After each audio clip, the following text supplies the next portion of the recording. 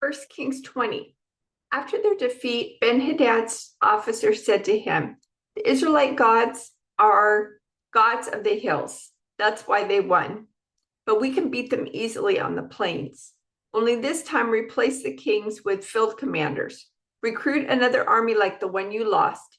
Give us the same number of horses, chariots, and men, and we will fight against them on the plains. There's no doubt that we will beat them." So King Ben-Hadad did as they suggested. The following spring, he called up the Aramean army and marched out against Israel, this time at Aphex. Israel then mustered its army, set up supply lines, and marched out for battle. But the Israelite army looked like two little flocks of goats in comparison to the vast Aramean forces that filled the countryside. Then the man of God went to the king of Israel and said, "This is what the Lord says. The Arameans have said, 'The Lord is a God of the hills and not of the plains.' So I will defeat this vast army for you. Then you will know that I am the Lord." The two armies camped opposite each other for 7 days, and on the seventh day the battle began. The Israelites killed 100,000 Aramean foot soldiers in one day. The rest fled into the town of Aphex, but the wall fell on them and killed another 27,000. Ben-Hadad fled into the town and hid in a secret room. Ben-Hadad's officers said to him, "Sir, we have heard that the kings of Israel are merciful. So let's humble ourselves by wearing burlap around our waists and putting ropes on our heads and surrender to the king of Israel. Then perhaps he will let you live." So they put on burlap and ropes, and they went to the king of Israel and begged. "Your servant Ben-Hadad says, 'Please let me live.'" The king of Israel responded, "Is he still alive? He is my brother." The men took this as a good sign and quickly picked up on his words. "Yes," they said, "your brother Ben-Hadad. Go and get him," the king of Israel told them. And when Ben-Hadad arrived, Ahab invited him up into his chariot. Ben-Hadad told him, "I will give back the towns my father took from your father, and you may establish places of trade in Damascus as my father did in Samaria." Then Ahab said, "I will release you under these conditions." So they made a new treaty, and Ben-Hadad was set free.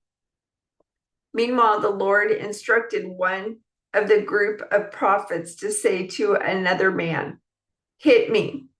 But the man refused to hit the prophet. Then the prophet told him, "Because you have not obeyed the voice of the Lord, a lion will kill you as soon as you leave me." And when he had gone, a lion did attack and kill him. Then the prophet turned to another man and said, "Hit me." So he struck the prophet and wounded him. The prophet placed a bandage over his eyes to disguise himself, and then waited beside the road for the king. As the king passed by, the prophet called out to him, "Sir, I was in the thick of battle, and suddenly a man brought me a prisoner. He said, 'Guard this man. If for any reason he gets away, you will either die or pay a fine of 75 pounds of silver.' But while I was busy doing something else, the prisoner disappeared." "Well, it's your own fault," the king replied. "You have brought the judgment on yourself." Then the prophet quickly pulled the bandage from his eyes, and the king of Israel recognized him as one of the prophets.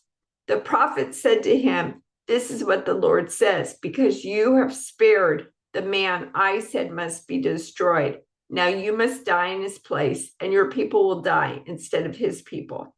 So the king of Israel went home to Samaria, angry and sullen.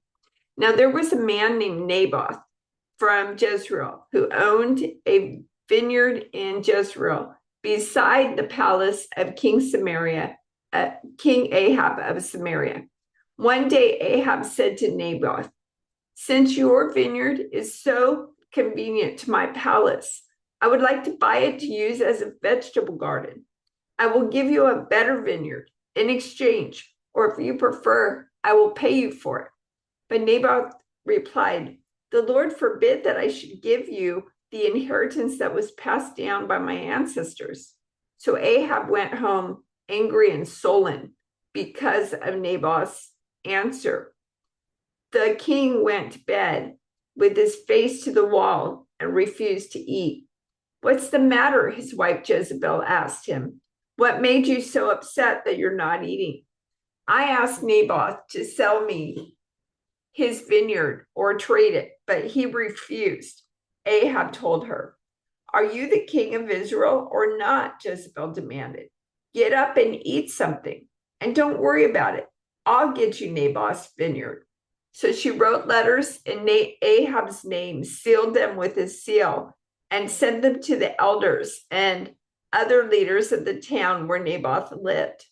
In her letters, she commanded, "Call the citizens together for a time of fasting and give Naboth a place of honor, and then seat two scoundrels across from him who will accuse him of cursing God and the king. Then take him out and stone him to death."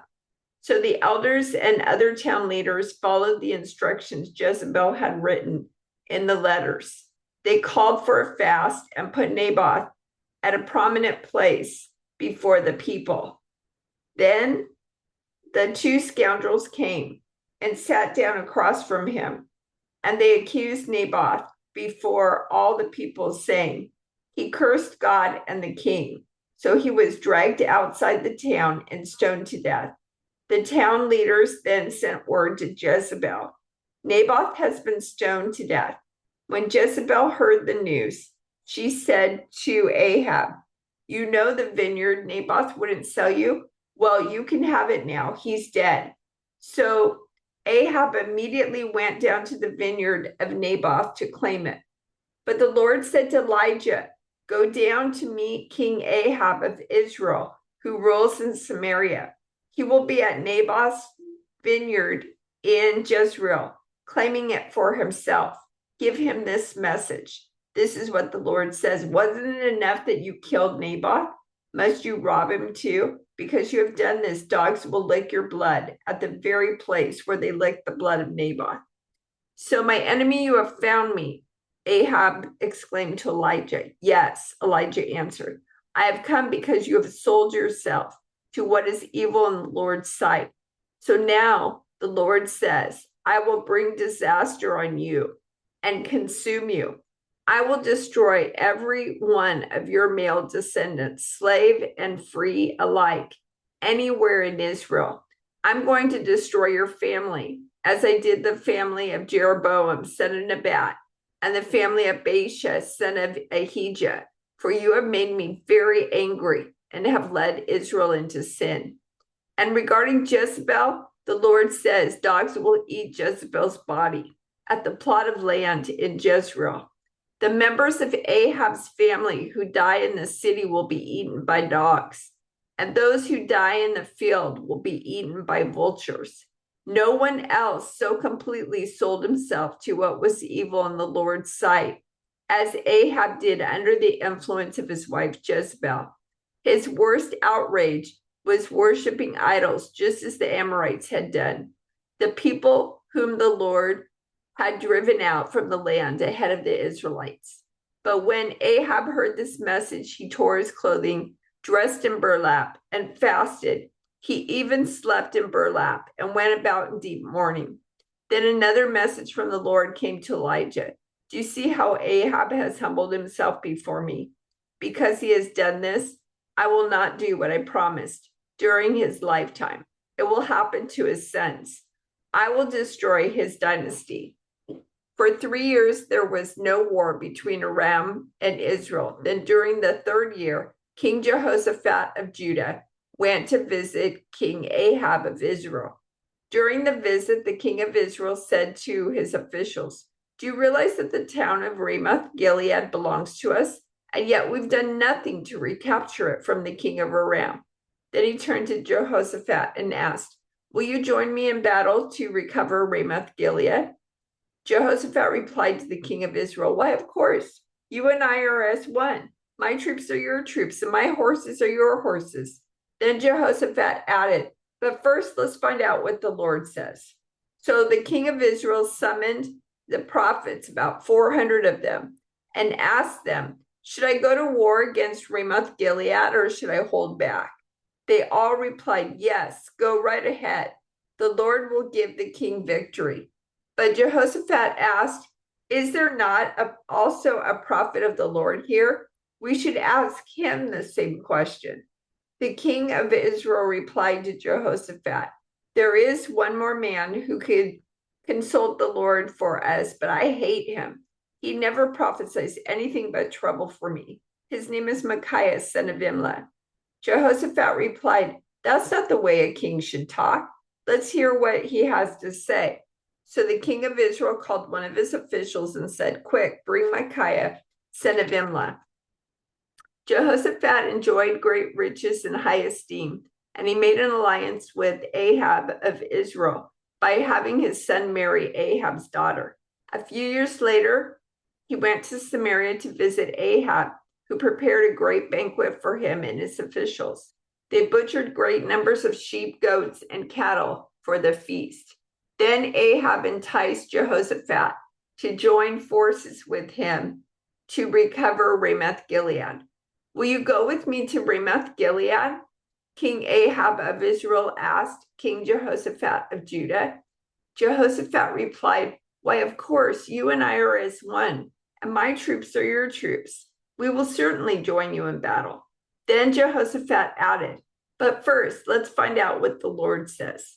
So the king of Israel summoned the prophets, 400 of them, and asked them, should we go to war against Ramoth Gilead or should I hold back? They all replied, yes, go right ahead. God will give the king victory. But Jehoshaphat asked, is there not also a prophet of the Lord here? We should ask him the same question. The king of Israel replied to Jehoshaphat, there is one more man who could consult the Lord for us, but I hate him. He never prophesies anything but trouble for me. His name is Micaiah, son of Imlah. Jehoshaphat replied, that's not the way a king should talk. Let's hear what he has to say. So the king of Israel called one of his officials and said, quick, bring Micaiah, son of Imlah.